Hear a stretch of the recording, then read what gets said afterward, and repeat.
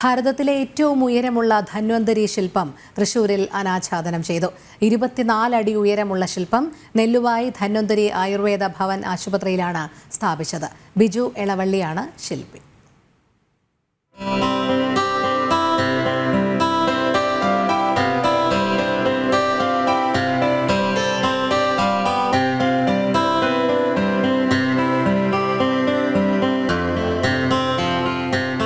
തൃശൂർ നെല്ലുവായി പട്ടാമ്പി റോഡിലെ ധന്വന്തരി ആയുർവേദ ഭവൻ ആശുപത്രിയുടെ ഔഷധോദ്യാനത്തിലാണ് കൂറ്റൻ ധന്വന്തരി പ്രതിമ സ്ഥാപിച്ചത്. രാജ്യത്തെ തന്നെ ഏറ്റവും ഉയരമുള്ള ധന്വന്തരി പ്രതിമ കൂടിയാണിത്. 24 അടി ഉയരമുള്ള പ്രതിമയുടെ ശില്പി ബിജു എളവള്ളിയാണ്. രാജ്യത്തെ വിവിധയിടങ്ങളിൽ നിന്നായി 24 ആയുർവേദാചാര്യന്മാർ ചേർന്നാണ് പ്രതിമയുടെ ഉദ്ഘാടന കർമ്മം നിർവഹിച്ചത്. അഭിഷേകത്തിനായി ഗംഗ, യമുന, ബ്രഹ്മപുത്ര, ഗോദാവരി, നർമ്മദ, സിന്ധു തുടങ്ങിയ 24 നദികളിലെ പുണ്യനദികളിൽ നിന്നുള്ള ജലം അഭിഷേകത്തിനായി എത്തിച്ചിരുന്നു.